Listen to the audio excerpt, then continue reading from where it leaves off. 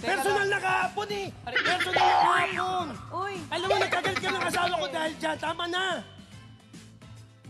Dali lang, tol. Ano lang naman to? Kuya Yani. Joke lang to, huy. Kuya Yani.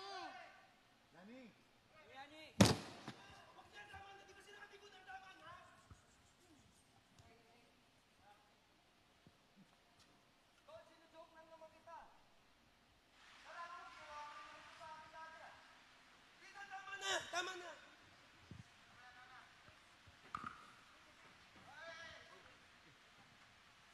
Okay.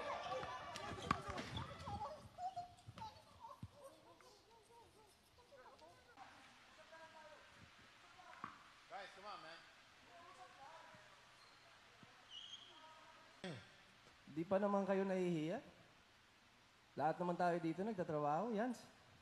Makabitaw ka rin naman minsan.